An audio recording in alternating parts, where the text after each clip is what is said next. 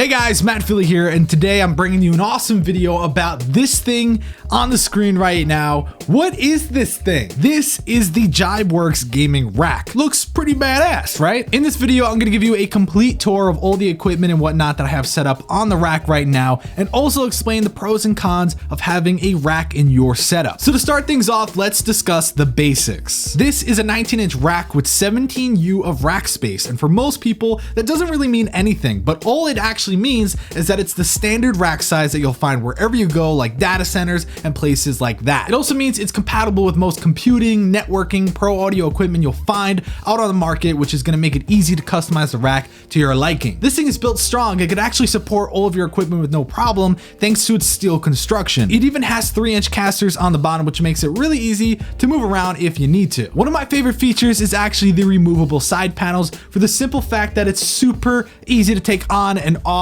in case you need to get in there and fix a cable or whatever the case may be. It's on, it's off, it's great. Another thing you'll notice when you take off the side panel is how easy it is to manage the cables. You can use a Velcro strap or a zip tie, and it keeps the cables out of the way and helps with airflow, which is a win-win. So now that you've seen around my rack, you're welcome, let's take a closer look. Up here at the top, I have a 15 amp power supply that has 9 outlets and switch control, which is really useful. This is how I make sure I only have one power cable running out of the rack while everything else is nicely kept inside, so I can easily unplug and move the rack around with ease. Beneath that is my Xbox One, and beneath that is my PS4, which are all on the included shelves. I also installed LEDs for each shelf to ensure that it looks pimpin'. So you might be a little underwhelmed right now, like, oh my god, that's so cool, man. Have fun with that. But there's more that you need to see. Let's take a closer look at the top interface platform. This is another one of my favorite parts of the rack because it houses things like my capture card, my switches, my USB hub, and so on. These are all parts that you normally have just laying around your room, like your capture card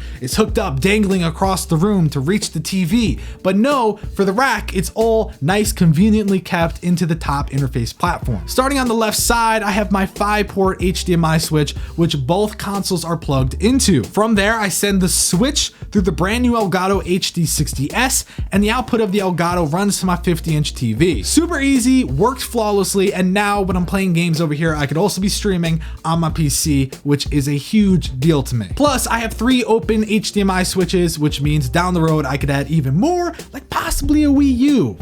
Are those still a thing? I also have my gigabit switch, which allows me to hardwire both consoles, because obviously. Also, you'll see that I have the LED strip power supply and IR sensor in here, and the IR sensor is poking out of one of the cutout holes, which makes it easy to use the remote without any interference. And finally, I have the good old USB hub, because you can never have too many USB ports. Down the road, I'm gonna reconfigure it a little bit and add more, like external hard drives for the console, since they're only 500 gigabytes, and every game lately seems to be 500 gigabytes, so it'll be nice to have them in there and neatly managed and sort of hidden. What's great about the top interface platform is that you can customize all the connections using keystone jacks. I know some people will really love this because the options are really endless. Right now, I'm not using most of the jacks, but I do have it set up if I want to plug in, my phone or something like that to charge. I just plug it into the front and bada bing bada boom, it's charging. Another cool thing to note is that all 6 posts are actually 3D printed, and the files for them are available for download on their site. If you have a printer, you can actually modify them and print out your own. Also, you can customize the location of each module plate if you needed to.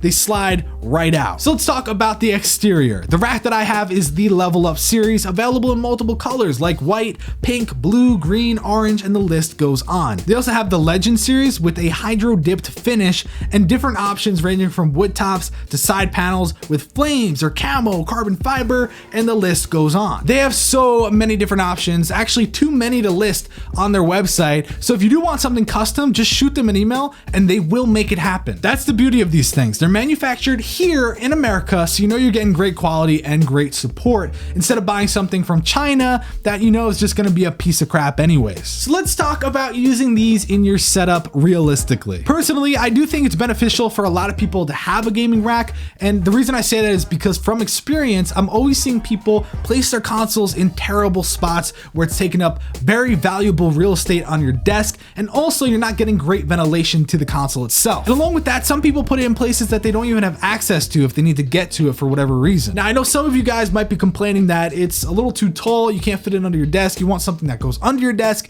They just released the shorty version, which yes, will fit under your desk. You know, this brings up a good point. Since we're all setup lovers, I have a good question for you guys. What are some things you think Jibeworks should work on next? Maybe rack-based PCs or rack-based liquid cooling, maybe wall mountable systems, maybe even desks. Give me your feedback down below in the comments because I think it would be really useful for Jibeworks to see what it is that people really want. So now the question that matters most, what do these things cost? So the one that I have usually costs $500, but right now it's listed at $399. The Legend series, which offers the different tabletops and side panels, is usually $629, but right now it's available for around $500 depending on what options you choose. If you're looking to spend less, you can get the Core 4, which is $279. It's basically the same as this one, minus the side panels, top interface, and things like that. And also, as I mentioned, the brand new shorty version is normally $400, but right now it's available for $299. So now that we've covered everything, is it worth it? You know, I came into this thinking it was gonna be cool, but I didn't realize how useful it would be and also how badass it would look in the shed. So ever since I started working on the shed and turning it into a studio,